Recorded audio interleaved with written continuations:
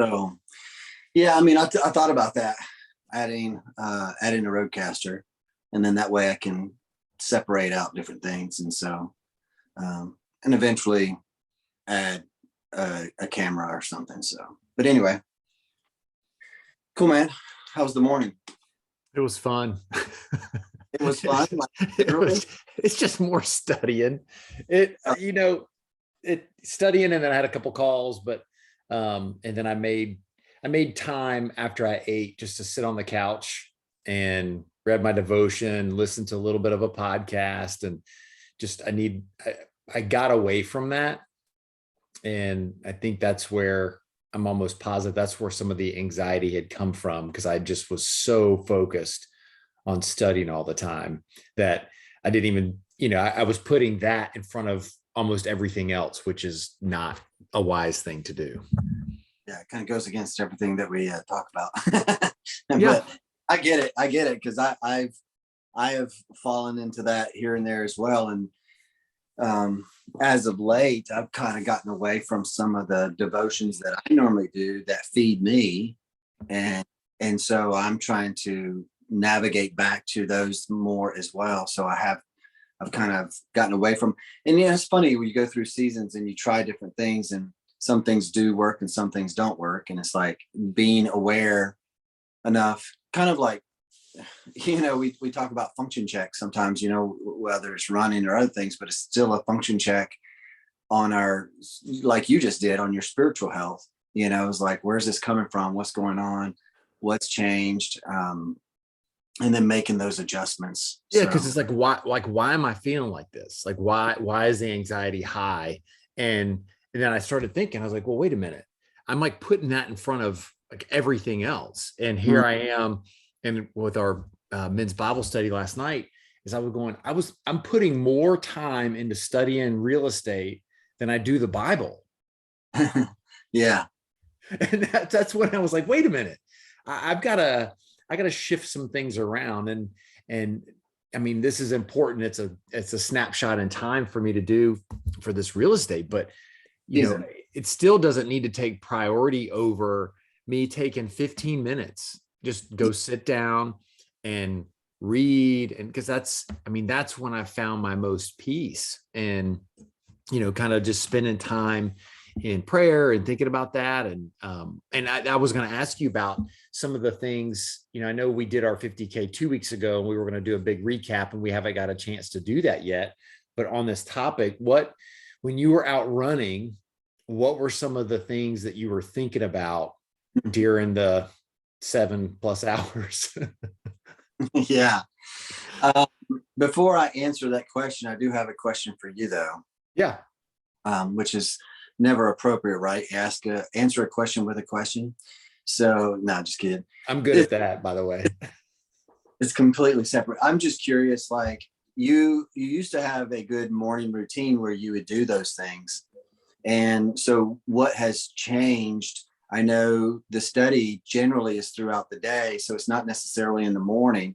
So what changed mentally, I guess, for you for that to slide? So the morning has still been on point. And it's one of the things that I've realized, and I paid attention to it this morning. It's become somewhat ritualistic that I get up and I do it without thinking. Oh, okay. And so the morning again is fine. Like I think I'm on 1,405 days in a row in the morning, reading the Bible app and going through my devotion. And we're doing a Bible project, Bible in a year with the Bible project devotion. So that hasn't necessarily changed. But what I've started to realize is I'm bookending my days again, meaning that I do my Bible study in the morning, and then I've gotten so busy during the day, and we've talked about it with phone calls, me trying to network and build this coaching business and studying my real estate and, going through all these things throughout the day. Then there's kids stuff and turtle tanks and all these different things that just continue to get in the way.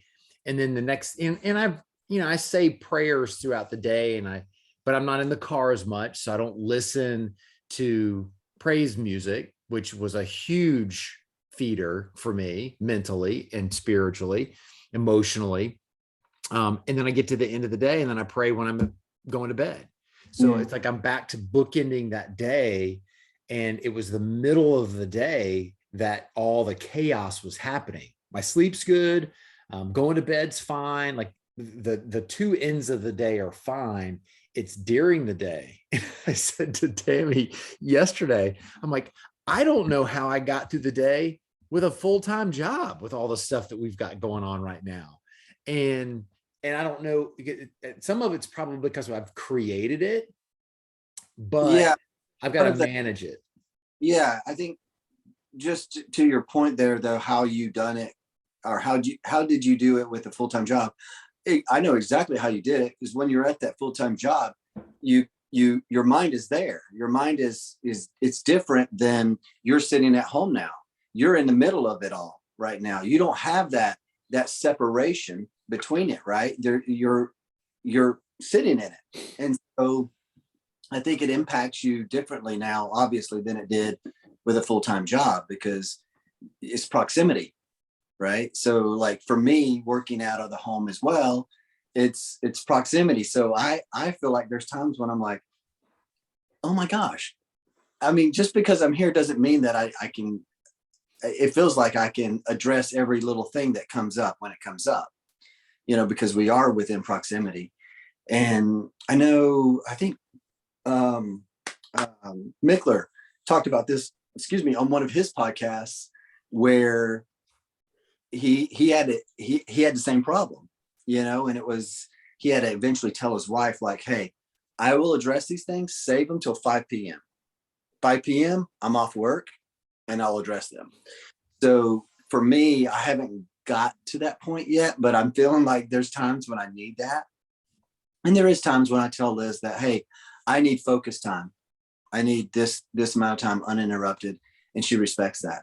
But if I don't, then it's fair game. And so I think part of it could be that, right? The proximity. Well, and I worked from home for before. It was kind of a hybrid role where I would have to go into the office some. And I don't think it's her, it's me. It's that transition of me and that's where, I talked about it, is the first week after I got done with the real estate class, I didn't study at all. And I realized, because I didn't schedule it, I didn't put it in the day. So I allowed other things to kind of keep pushing, because that's not what I want to do. I don't want to sit in front of, and do these review courses. It's necessary. But that's where, for me, it's what's putting it in a schedule. So then I didn't have, if I skipped it, then I could hold myself accountable to it because it was in the calendar, not, oh, I didn't realize it was there. And I started, and then I added where I had it in the afternoon. And then I added I broke that up and put some in the afternoon and some in the morning. So I was trying to find what worked best. So that allowed me to do other things. But what I was finding myself is I was packing in everything around it. And I was losing the joy in the process because I was so focused on the anxiety of passing this test. Yeah. So, well, before I answer your question, and then we'll slide into what we're talking, the subject today is dealing with anxiety and dealing with people with anxiety. I think that's the way you put it, or something like that. Or if you haven't figured out who's who on this one, it'll be quick. You'll realize who's the one with anxiety and who's the one deals with it. So, but before we go there, and before I answer your question, how about these hats, Brian? I was going to mention that. These are so cool. We now have them up on our website. So guys that are checking this out, check those out for sure. The hats are pretty cool. They're awesome. Thank you, Shay Butler and Single Acre Hat Company. They did a good job. So we have this style here, which is white on heather gray with the charcoal. We also have a same hat, just with a natural patch. And then the one that Jeff's wearing, black bill with some little darker grays on the mesh. So cool. Anyway, so yeah, to answer your question. By the way, mightywarriorcouncil.com. And it would be on the tab MCW gear. So check out our gear there. So Yeah, to answer your question, where was my thoughts? What did I think on in the 7, 8 hours of running? I'm actually writing about this, so this is fun. And I'll say the writing process has been fun to kind of take my experience and what was in my head and put it down on paper. And so, well, electronic paper that is it for now, But you but still got to put it down. Yeah, you still got to put it down. and so I was writing like that. What were my thoughts? What was I thinking on this lap? Where's my head at this point? And a lot of it was the first lap, and I won't go lap by lap, but first lap, I think it was all on like, oh crap, I'm not on plan. Like right away, as thank you, Mike Tyson, talking about like everybody has a plan until you get punched in the face. I got punched in the face in the first 100 yards because my heart rate was like way up there. And we had talked about doing the first 13.1 at 135. And so immediately I'm like, oh crap, what am I going to do?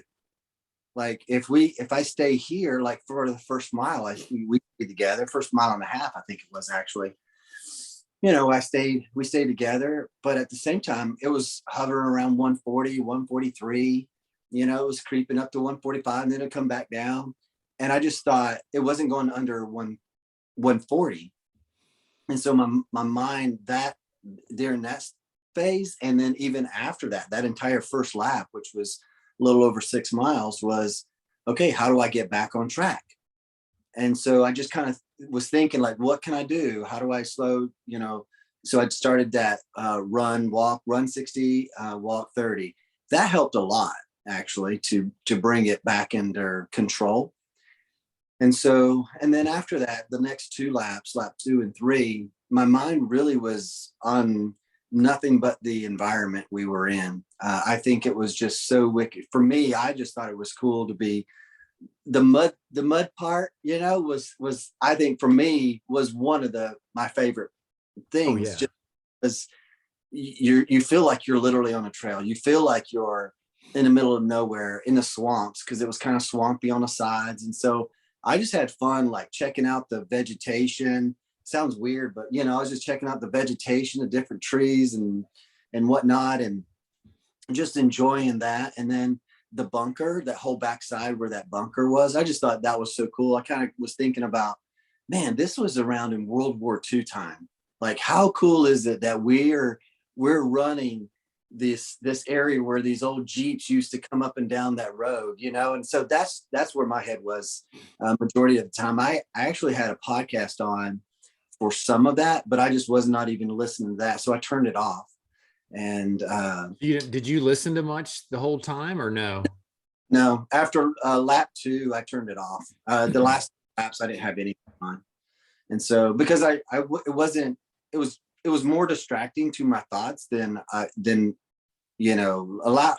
Normally I can just listen to the podcast and kind of lose, somewhat of where I'm at and just kind of learn. And I like that. But then there's times even on training that I would turn it off and just be be present in the moment. Yeah. So the last 3 laps was like that for me. I was just in the moment where I was. And a lot of it was lap 4 and 5 were the tougher ones, obviously. And in those situations, I kept going back to the podcast that I've listened to with Rich Roll and Courtney Dauwalter, and just how she problem solved and I just kept thinking about that. Okay, it's just problem solving. We're just learning. We're learning here.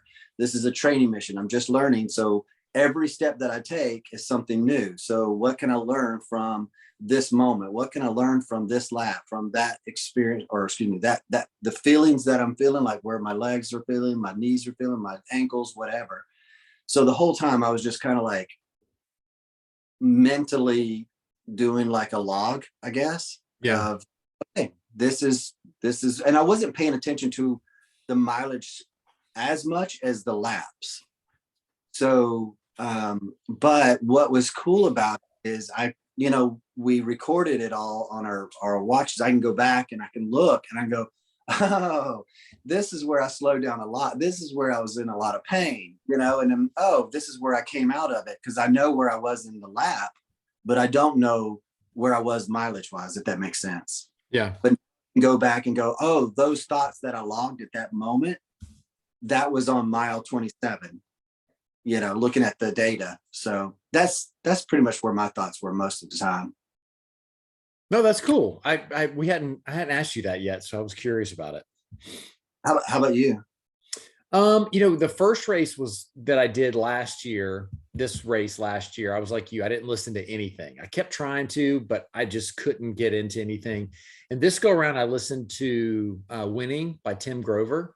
Oh yeah, yeah, yeah. You mentioned a little bit. And I liked it because I'd been wanting to listen to it. And I thought, well, this would be a good fitting topic while you're out there running. And I kind of would go into listening to it, and then I'd kind of filter into different thoughts and, around, okay, how does this apply to me right now and building my business, and what is my focus going to be? And because even though he was talking about athletics, a lot of that had, it relates over to business for whatever. And then there were moments where I would just sit there and think, how would I respond if somebody asked me how it was going, or what lap I was on. And then I would start to process things of, well, how much further do I have? Just one more mile. Mm-hmm. Even though I was like at mile 10, because it wasn't different for me than you. You hit it at a mile and a half. I realized pretty much within the first lap that I wasn't going to make my time. Yeah. And I really knew after the second lap, and because the first lap was the same. The first mile was very similar to the first mile of last year. I thought, okay, here we are. We're on good time. So as long as I can stay in this time zone or this time frame, I should be good. And then I saw that second mile was like at 13, and that was the average that I needed to beat. And then we were at 11 and a half. At the first, we were like 11, we're like 11:45 that first mile. Yeah, which is not fast anyway. No, it's not. But for 32 miles, to stay on plan, it was. And yeah, because like if I could have just gotten 12:45 mile average, yeah, or something in that, or 12:30, I would have destroyed my time from the year before by minutes. And I just quickly started to see it compound. And I fought off the D for most of the race of trying to decide, what do I do? And it's interesting where your mind goes once you realize early that I'm not going to make my goal. However, I'd committed to you guys, I was going to run my plan, and that's what I was going to do. And the one part of the plan that I did miss, that I tried, and this is where I gave up on myself a little bit, so I lost that battle, was the last lap when I was supposed to push the heart rate a little bit. But my legs were starting to hurt, and I wasn't able to move them. And I thought, well, at this point, what's the difference? I'm coming in way over, so I'm not going to hurt myself trying to push towards the end. So I don't know if that was wisdom or if that was quit. Yeah. Where was that? Well, when it really started kicking in was halfway through the last lap. Yep. That was where that's where I noticed my legs. I was feeling it the most. And it wasn't so much my legs as it was my feet. My feet felt like they were spasming, or like every bone in my foot was broke, at times. And I just played with it. Like, you want to know, like, you asked where my mind, in those situations, I just laughed. I was just like, ow, dude, like, what the heck? Like, what is that? And I'm like, you guys need to leave me alone. I just kind of was joking around, with that last grass road. I was sitting there going, I don't remember this grass road being this long on that last lap. I was like, I thought this was, it's a long straightaway.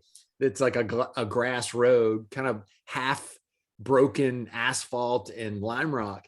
And I looked down it and I felt like I was in The Shining, where this hallway just kept extending itself. The more I ran, the longer it got. And I'm going, Yeah. I was like, I thought around this corner was the last aid station. Because like once you hit that industrial park, then I kind of felt like, okay, here's where I can pick it up, which I did. I Yeah. did. I did pick up my speed then, because I was like, right now I just gotta, I wanted to give it all, but I also didn't want to collapse on the road as I crossed the finish line almost an hour over my goal from last year. Yeah.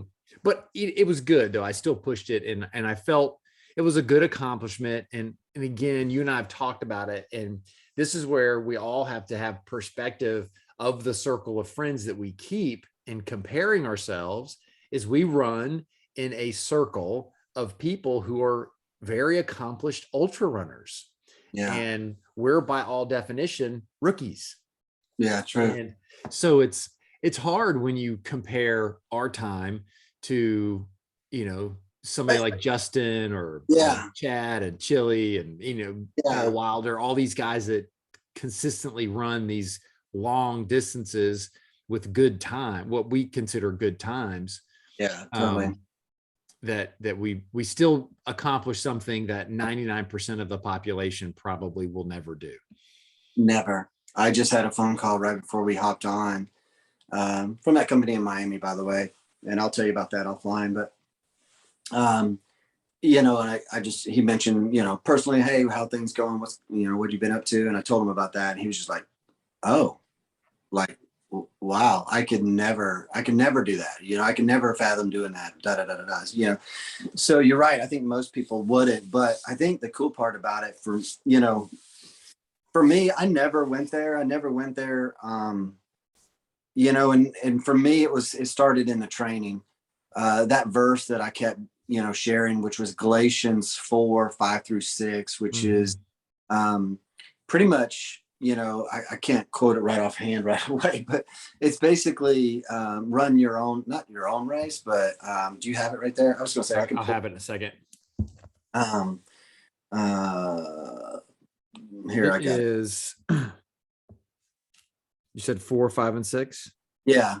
That's not the right one. Galatians 4. Maybe it's Galatians 5. Oh, I have it right here. Silly me. Galatians 6. I always do that dyslexia. How about that? Galatians 6:4-5 says, pay careful attention to your own work. I just love that. Pay careful attention to your own work. Not Chad's work, not Justin's work, not Jeff's work. Pay careful attention to your own work, for then you will get the satisfaction of a job well done. And you won't need to compare yourself to anyone else. Verse 5, for we are each responsible for our own conduct, or I would say we are each responsible for our own execution of our own plan, not someone else's race, someone else's business, whatever. It's like, you do your own work. And for me, I just kept repeating that over and over. Like, I am in this for me. I got to pay careful attention to the work that I'm doing. Yeah. And as long as I'm giving 100% of what I know that I can do, then there's the satisfaction, and I joked about it. I was kind of like, I was just having fun out there. Totally, man. I was saying hi to guys. I was like, one more to go. Let's go, and they're like, oh, Greg, I got one more or two more. And I'm like, oh, sorry. I did that too. I was like, because when I hit my last lap, I was crossing people who I thought had passed me. Oh. And I was like, hey, congrats, last lap, right? And they're like, no, I still got another one to go. I was like, oh, well, you got this. Yeah, that's exactly. So it's just more encouraging. But then to that point there of, paying careful attention, it's like, I just wanted to enjoy it and have the satisfaction of knowing that I'm putting in the work that I need to do to get to the end, not trying to beat someone's time or whatever. And for me, it's, I'm not getting into this sport, or, you and I have had this conversation. I'm not doing these things for the sake of to compete for time for someone else or anything else. Or against anyone else. It's solely for me to test my emotions and my mind, where my mind goes and where my emotions go when everything else feels like it's done. Like like, I can't, and I don't know that I got there. I did get there once, kind of, in the race. I think it was around, it was mile 27, which is that long, sandy, as soon as we come out of that main start and you got that long, all the way, that first one to you hit to the trail. I stopped for a potty break. I come out of that little porty john, and dude, I could not move my legs. I mean, I was walking, but I couldn't do much more than that. And I instantly started feeling like, come on, okay. I started telling myself, okay, I got to keep moving. And then I heard, you are moving. And so I just was like, okay, grace. So I'm going to have grace on you, body. But when we hit that trail, which is about a half a mile away, when we hit that trail, it's go time. And so I just enjoyed the walk, just said, okay, this is my reset. This is, just allow this to be. And I'm still moving forward. I'm just not moving forward at a pace that I probably need to be, but it's okay. And I just allowed myself to be in it for that, because my only purpose was to complete the thing, and I've never gone 32 miles before. So I just wanted to complete it under, 8 hours, and 7:59 it was. Yeah. Well, and the other thing to think about is that even though you may not have felt like you fully tested, your ability of that breaking point, is think of what you learned about yourself and the awareness that was created in that 12-week training plan, even before the race, and that's the thing, is if we didn't have that race, we wouldn't have put the 12 weeks of work in.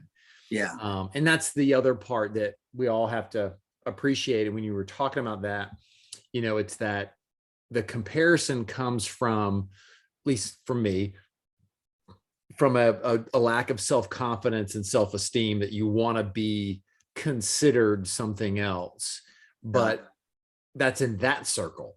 But then in other circles, people are like, I don't know why anybody would in their right mind run for 31 miles. Yeah. And you sit there and you're like, well, okay, that's true. And it becomes that we have to, and he talked about it in the winning book, is that you just have to flex your I don't care muscle. I'm going to clean it up from what he said, is, everybody needs to work that muscle that you just don't care. And you're just going to continue to push forward. He's like, when you first start flexing that muscle, it hurts, it's sore afterwards, it's scary, you're not as good at it as you will be. But the more you flex that, I'm going to be me, I'm going to run my race, the better you get. And it's a valuable thing that I need to make sure that I hold on to, not in a sense of from an egotistical way, but as a self-confidence way. Well, for me, I think I thought about several of those things there that you just mentioned while I was running. And I think it was around lap 4 or 5, might've been 5, when I was kind of coming out of that little spot where I was, hurting really bad. My times dipped really low. Like they were 16, 17, I think even 18 was that, I was like, holy smokes. I'm like, I gotta get moving. But coming out of that, my pace did start to pick up. And if you look at the data, it's like my last lap, my last mile, that mile 32 it was equivalent to the first lap times. But where I was going with that is I started to think about that as like, okay, these are some of these things that we've kind of flexed, so to speak, in the middle of that run, that now I could see where this could totally apply in life, in business, in whatever. So there is some things in sport, or the way he uses it, you're just flexing those muscles that you can use that cross over, so you can use it in other things. So, hey, I have a question though. Do you feel like, and I think I asked this offline about a week ago, but do you feel like you could have gone further? Yeah, I could have, if I even considered just going another lap just to see. Yeah. I was like, should I just go and see how far because I knew I could get all the way around. It would have taken me forever. Yeah. That next lap. But I thought, ooh, I could get close to 40 miles. Like, how cool would that be? I'm with, because I felt like, even though when I stopped, oh heck no. Well, Like that's the when I, problem. yeah, So it goes back to your statement before, is forward motion. It's yep, when you stop, everything goes whoosh, yep, because I was relatively okay. So I crossed before you. And so I crossed. And again, you're sore. You're anybody right, that moves for 7 hours, even if you just walk 20-minute miles or whatever, you're gonna be sore at the end of 7 hours. And but then I sat there, then I got in the car, and it's just you get in you're cold, but you're not that cold. Then all of a sudden you change your clothes and you're warm, and then you're sitting there in the warm car. And then I thought you were coming. And then when I got out, it was freezing cold. And so I think I could have, but I'm sorry, I wanted to mention something else. And I think this episode's not going to be about anxiety, but about running, which is great. and cut this one and do another one too. So Yeah, let's just keep going with this one. But on the next episode, we'll talk about anxiety.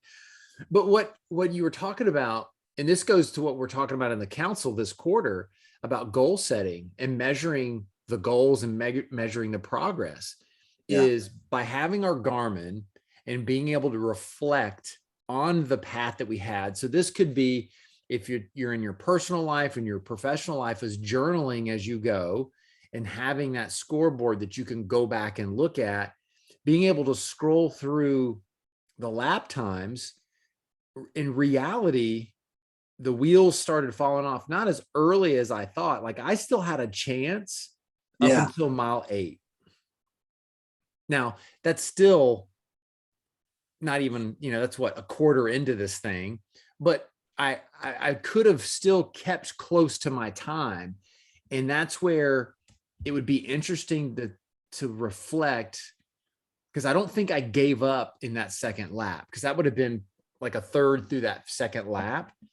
But that's just where everything just started getting slower. And you can just see it in my times. It just all consistently, then after that, everything was well over 13 minutes for me. Had a couple of flashes in the pan, and had then all of a sudden I had a couple of 15-minute laps. And then I didn't have, my slowest lap was, let's see, towards the end, when I think it was just, I realized the time was done and I wasn't going to make it, but it was probably at mile 28 would be my guess. Cause see, since I had that training set, I've got weird laps versus miles. So it was probably around mile 28, is that was my slowest mile. So did you ever think miles? So like you said, I got one. Did you ever think about like the mileage where you were at and how far or what you've got?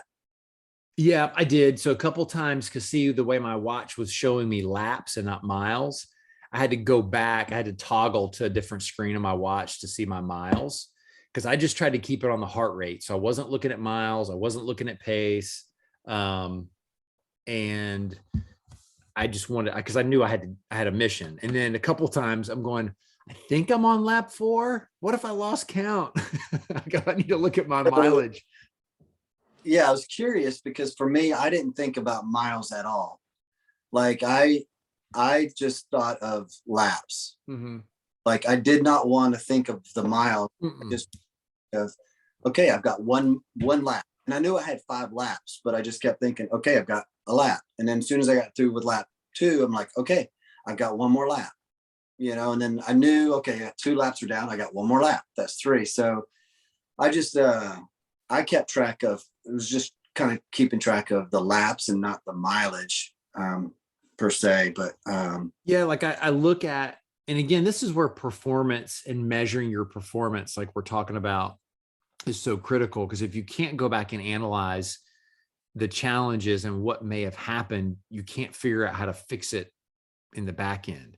Like when I look at the average, my overall for the whole race, my heart rate average was 137 and my maximum was 155. So I never got crazy. But when I look at it, the the first 3 hours, I was over 135. So I did not run my plan as close as I wanted to because I was worried about my pace.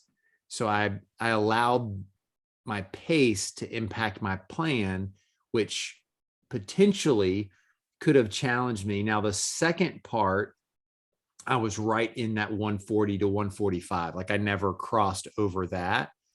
Mhm. And then the last one,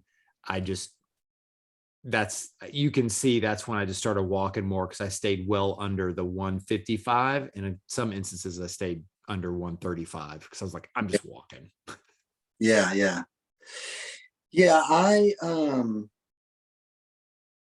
My average was 147 for heart rate. Okay. My peak was right there at the end as I was crossing, and that was 170. Probably because I was You were talking. talking, I was doing stuff too, so it ramped up pretty good. But I had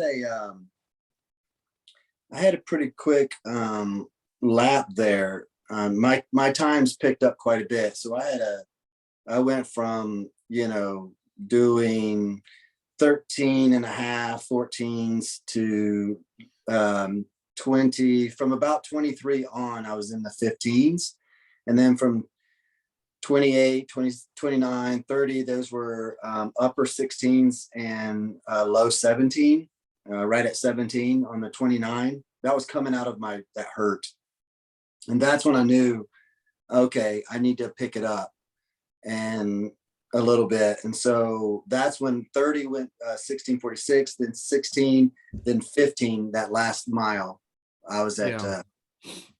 So I picked the pace up pretty, and I was feeling, again, like I was saying, I was taking note that I wasn't really feeling anything in those moments. I was just kind of more numb, So again, it's kind of that just stay forward motion, Yeah. and things will be good. But and there's anyway. also the environment that we were in is, as much as people appreciate the cold. So it was, with the wind chill, it was 33 degrees for most of that race. And there were certain parts that were colder than others. Oh gosh, yeah. So for me, I don't know if that had an impact on my muscles because I was colder. So was everything contracted more, because I felt like I was running with cinder blocks on my feet, and it was just like my legs were heavy.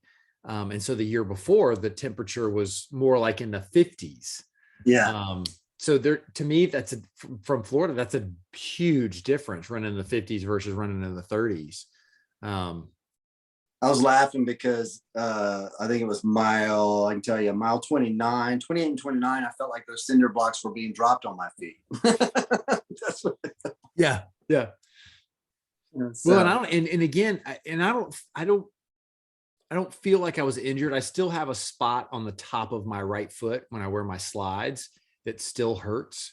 So, but it doesn't hurt to walk or anything. So not that was an excuse. I never felt injured, which created the slow time. It's just my legs weren't moving. Because on training runs, I mean, you've seen the training runs that I've done. right. I was averaging in some of those under 11, or not under 11, under 12. Yeah. And so I felt really confident. I trained longer for this one. It's just, you never know how your body's going to react.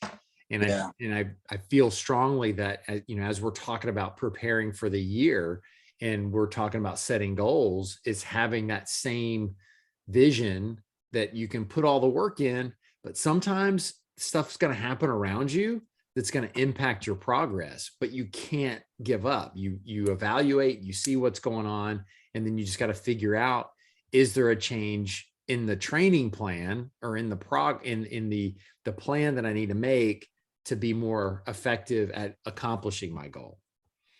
Yeah. That was something that Will Brenham, Naked Warrior Recovery, and I talked about right before. So like the day before I left, I think Thursday, him and I were on a call together, and he asked, what's your plan? And so I was kind of breaking it down for him a little bit of, what our plan was, is to do the 135, yada, yada, yada. So Um, and he was like, dude, you sound like you've got your plan. Everything's like you got your nutrition already figured out. You've gone through like your hydration. You've gone through the plan itself. But he asked me, he's like, so what happens? You get out there and that doesn't happen. What's your contingency? And so I said, okay, here's my contingency plan. And so I actually, it's funny because some would say, like, if you create a contingency plan, that's your plan. It's like, you're setting yourself up to, yeah. And I was like, well, I guess, coming from a Navy SEAL, there's purpose in having contingency plans, right? Because you don't want to get out there and not have that and wonder, like, okay, crap, what am I going to do? So to that point is, I think you can plan out as well as you want. Yes. But at the same time, you have to know, like, okay, when that happens, what am I going to do next? If that doesn't happen, what am I going to do next? If that doesn't work. So, and I think that's one of the lessons that I learned from listening to Courtney Dauwalter about, like, one of her favorite things about long distance running is it's learning how to troubleshoot while you move. And it's getting good at troubleshooting while you're moving. So like on longer races, whether it's, for me, it was like, oh crap, my feet are hurting, like in that section. So my thought was, okay, if I place my foot down just slightly towards the outer side a little bit more, does that change anything? Or if I shorten my stride up, if I lengthen my stride, what does that do for it? So it's testing those things out, troubleshooting. Oh, that feels good right there. Okay, I'm going to stay with this just for a little bit longer and see what happens. And so for me, it was taking all of those things that I learned during the training process and bringing them into that particular mission and seeing what worked. Oh yeah. And you bring up a very valid point, and it was something that I put in my book was, everybody quotes Mike Tyson. Everybody's got a plan until you get punched in the nose. Well, yeah. As a boxer, they know they're going to get punched in the nose. So it's not a surprise to them. So they have a plan. When I get punched in the nose, this is what I'm going to do. And so I've never boxed before, but my guess is some of them are okay to get punched in the nose because then they know what they're going to do right after that. And so I think it's definitely a valid point of what do you do? Like what happens when that doesn't happen?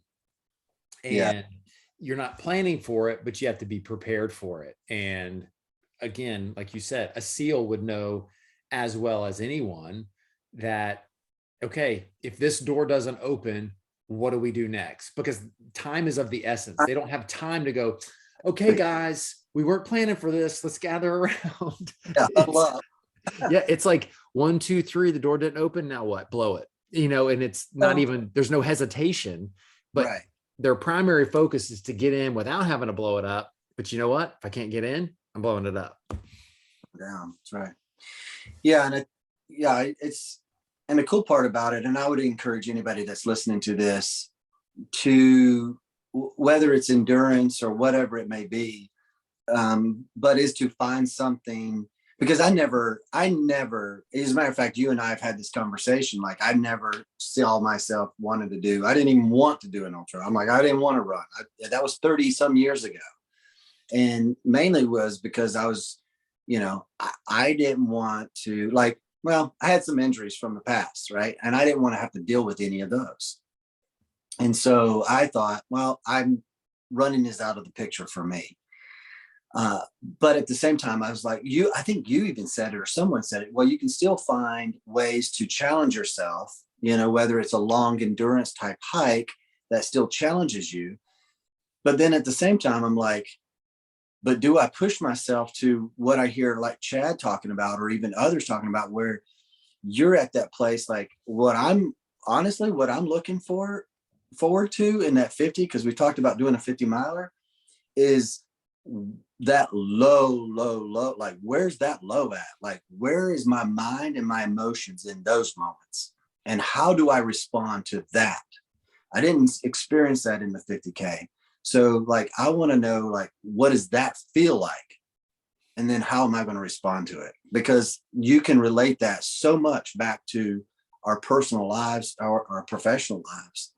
And so, and I think I would encourage anybody to find something that gets them to that place. Now, granted, definitely, just like they train hard before they go out on mission, it's like we trained hard before we went out on that mission. We're going to train hard before we go out on the next mission. And so train hard for something, which then also builds you up for that mission, so that when you do hit those lows, you know where to go. So that's what. And what's great is, having done the 50K, that mentally you're like, okay, I can get past this again. So you could talk yourself. And now it's when you hit mile 35, when you're going, okay, I haven't seen this side of 30, this far past 30. And then that's, and again, what's cool is, again, for everything that you accomplish, you're moving that bar forward. You're moving that line further than it was before. And so you hear about people that started with their, they started training. It's like, I just ran a mile. And then you get confident in running that mile. And then you go, you know what? If I can do a mile, I can do a 5K. Yeah. And then next thing you know is you're running further. Most people don't make their very first run a marathon, because you're going to get hurt. You're going to be miserable after. But every milestone you get, you're like, well, shoot, I did a 5K. I can do a 10K. So when you hit that 5K, you're high-fiving in your head, and then you're 5K and a half. You're at 6K and you go, okay, I've just crossed a whole nother barrier. So as long as we keep moving that line forward, and that's called progress. It's that Lime Rock Road that you hit. You're like, I can't move my legs. Wait, I am moving my legs. They're moving. Just keep them moving. Yeah. Yeah. So I'm curious about recovery. So for me, that was one of the other big tests for me afterwards, was how fast will I recover? And I went into it believing and truly believing that I was going to recover pretty quick, because of the training missions that we were on, the training that we did, and the recovery, the process there. So for me, I'll back it up a little bit, and then I'd love to hear your thoughts. Is for me, on that 18-mile run that I did, mile 15, the wheels started coming off for me. But that was pretty early on in our training plan. I think that was week 5 that we did the 18. So that was pretty early in, and man, that took me a good day and a half or so to recover from, to where I couldn't do much. But then, a couple of weeks later, so after the 18, we dropped it back down and we kind of built back up to the 16. The 16, my recovery was like that. I was hurting that day. Couldn't hardly walk that night. I was real stiff, or I should say later in the evening, I started feeling better. And so the next day I was walking normal. Everything was good. The next couple of long runs, no problems. So for me going in, I felt like, okay, the test will be after 32. What's my recovery? That night sucked big time, man. I was hurting so bad.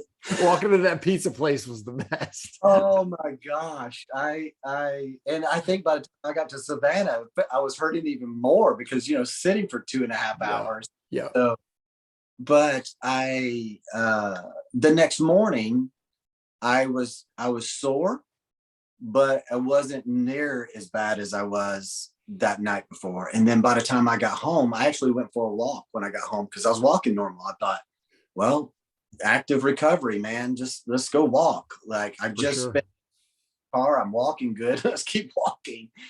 So I did that. And then I went for another walk the next day, and I was feeling great.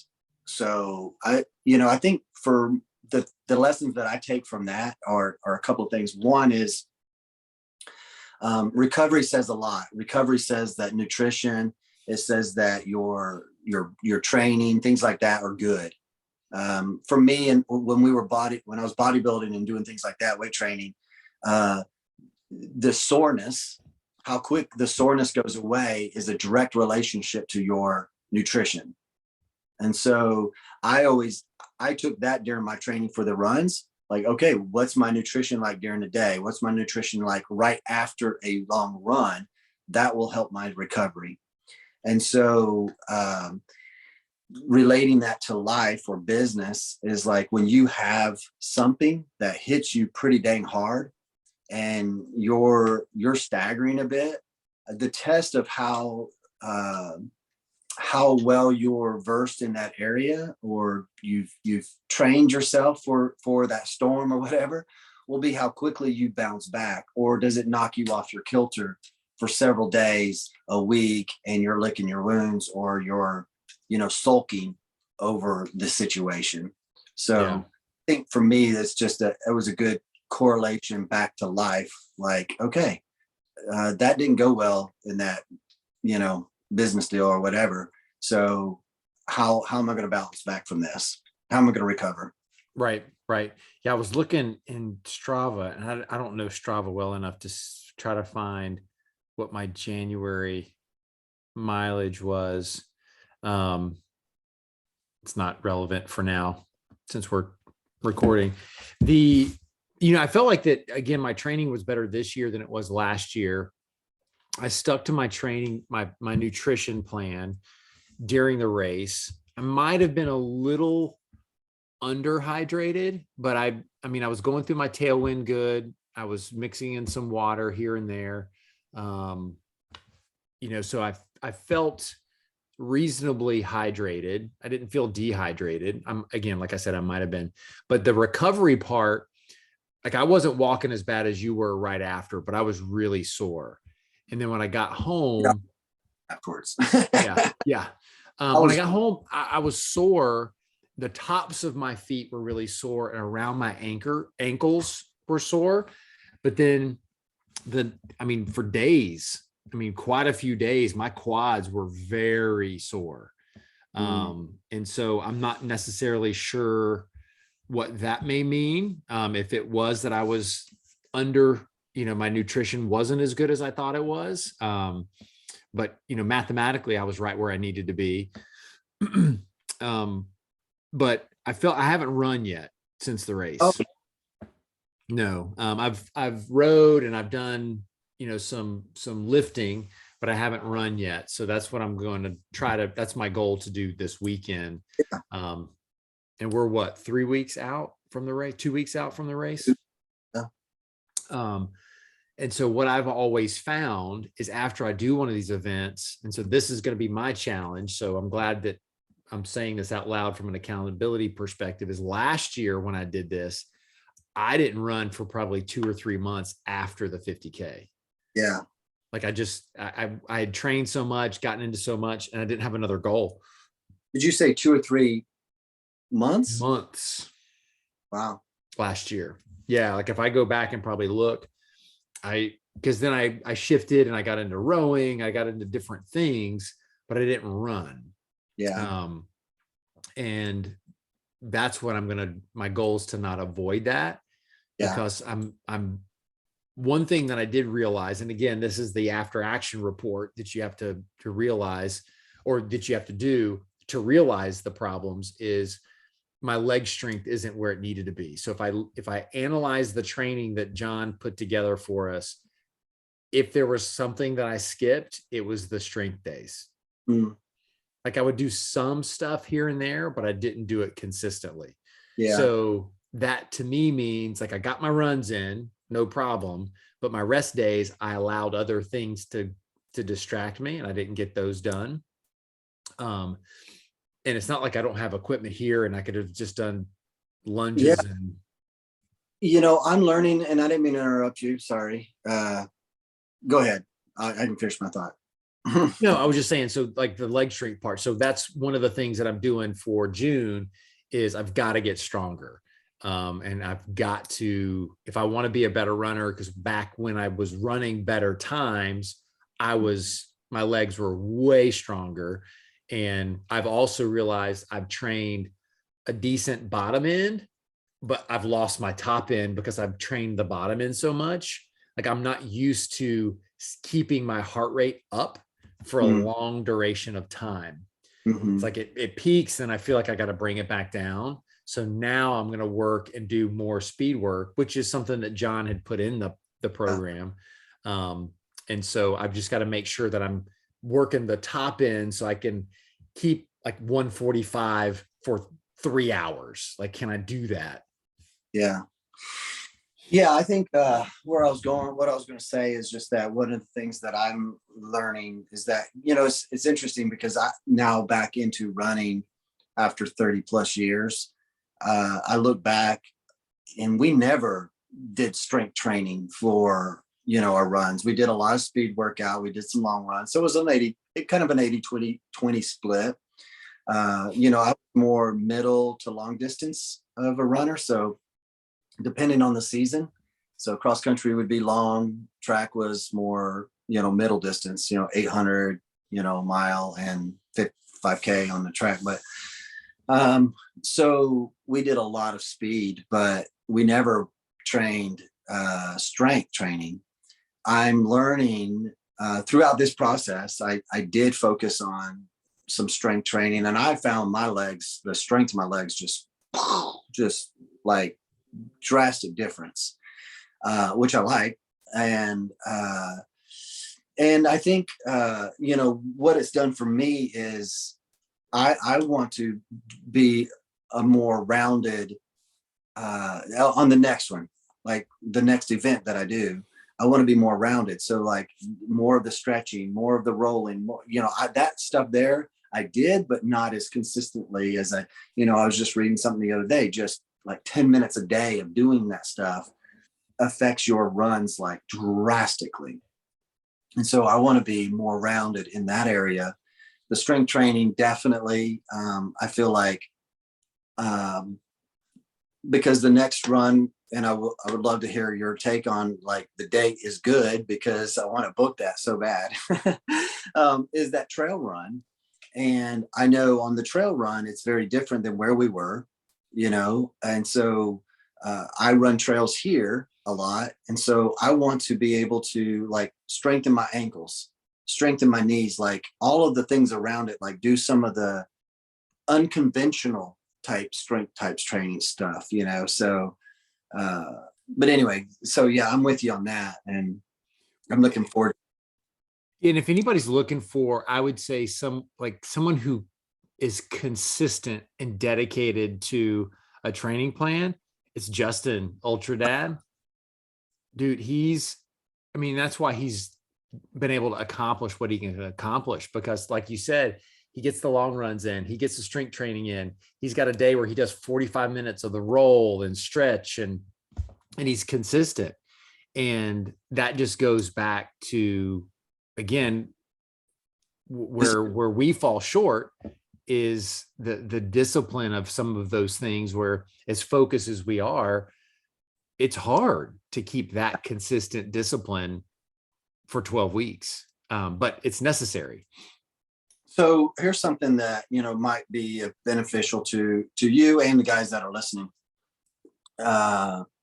Is I was talking to John Gardina, uh, and He's I not a correct, white flower. I corrected it, and we were talking. I said, I was actually just thinking about taking that plan and redoing it, starting it over again, Mhm. and absolutely, because you start back at the bottom again, and you just build back up. And I thought, look, I might just do that. He goes, that's actually really good. Like every 12 weeks, you just you just kind of reset. And he goes, you'll be surprised at how quickly you progress. And so I'm looking at maybe trying to start something similar to that. There's a lot of other things I've got to focus on for the next 12 weeks, but something modified to that extent, because I want to commit to I got 20 to 30 miles a week that I want to do. And yeah, I've done 3 runs since the 50K. Yeah. The other thing that's very glaring to me is if you focus too much on one thing, you're not going to be as you won't perform at the best level as if you are well-rounded. Case in point, if all we did was run, you're going to accomplish the run, but your core is not going to be as strong as if you did core work. Your legs aren't going to be as strong as if you did strength training. And so that would be the other element that I would add, that again, that plays a part in running. It plays a part in business, in your marriage, in your spiritual life, is you have to stay, you've got to have a good rhythm. And so Kyle Depius, he talks about, I've always talked about, you can't have work-life balance. And I switched it from balance to organization, but I really like his terminology of work-life rhythm, because it is a rhythm. It's got, to me, it's a more visual, fluid flow of what's happening in life. And you've got to have that rhythm of, okay, what's going to work? And if you don't write it down, you're not going to do it, and that's where, like with strength training, shifting over. And I think the other thing that's viable and valuable is to reach out to somebody who knows more about something than you do and ask them for help. And it's like John Gardina, John Cox, like any of these running coaches that exist out there. But then if you're going to do strength training, you can find stuff on YouTube and on the web, but it's not as valuable of talking to somebody who's asking you questions about what's your goal and what do you want to accomplish. And it's amazing how many people that are elite want to help people that are looking just to step their game up a little bit. Yeah. And so that's would be the next thing that I would encourage. And that's the beauty of something like the council, is we have a wealth of experience in all aspects in the community. So you've got a built-in coaching community around you, no matter what you want, that you can reach out to people and ask them. And again, if you want more granular help and more accountability, then there's coaching programs that exist that are out there that will help you. But you've got to surround yourself with people that are a higher level than you are, so they'll start to pull you along and get you where you want to be.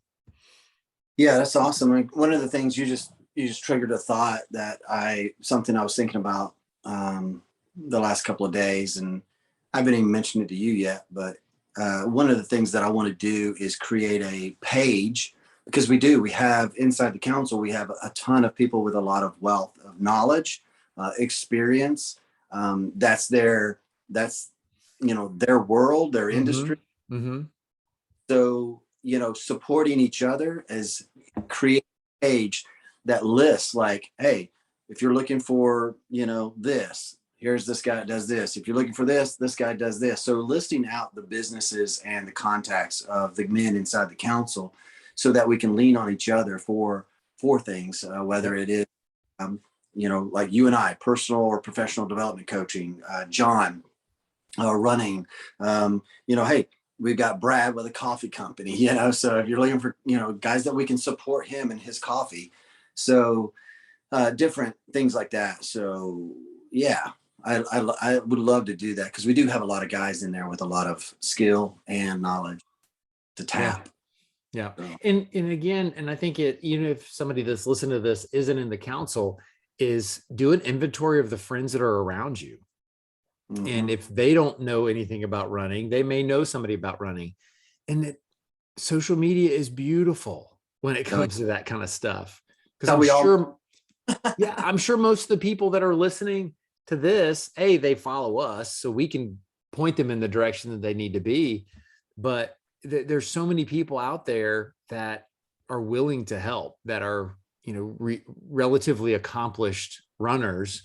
And then many of them are actually licensed coaches. They're certified running coaches or strength coaches or financial advisors. There's so much that's out there that there's no excuse anymore for somebody to say, well, I don't have any help. Well, that means you just haven't looked for it.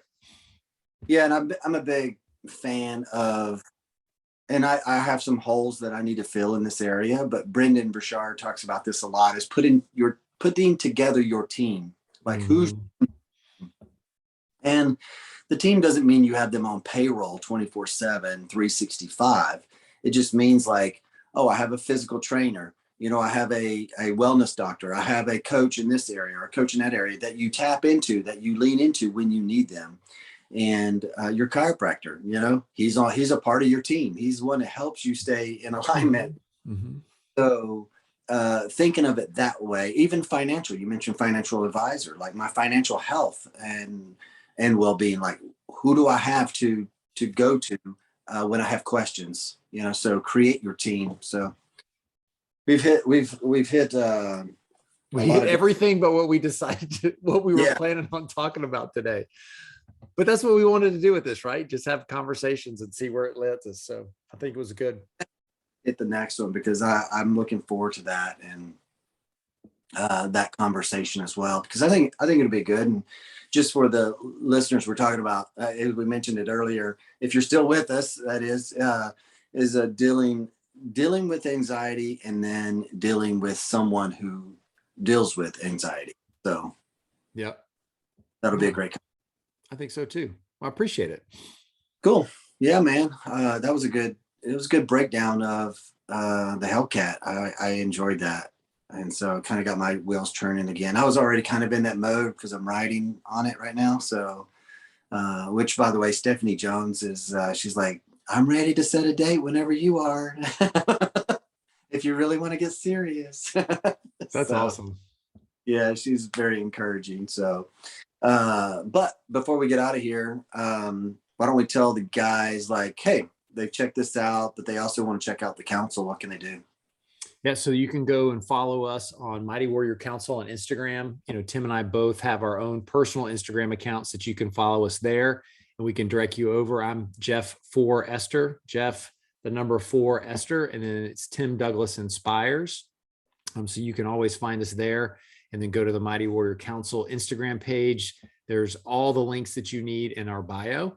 And then you can also go to mightywarriorcouncil.com, and everything that's that you would have questions about is available there. And you can even schedule a discovery call with Tim or myself or both of us if you want to learn more about what the Mighty Warrior Council offers.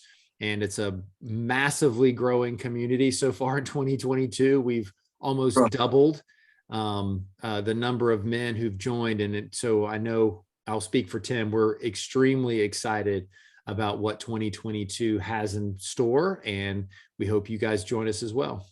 Yeah, no, it's amazing. I am stoked. And so, well, thank you guys for tuning in to The Pursuit. As you go out there, continue to pursue integrity in all areas of your life, continue to exercise discipline and step into valor, which is that personal bravery. And so continue to do all three of those things, and we'll see you next time on The Pursuit. Later. I don't know how to end this thing or end the recording. You should just hit stop recording. It's the bloopers. It's the behind the reel.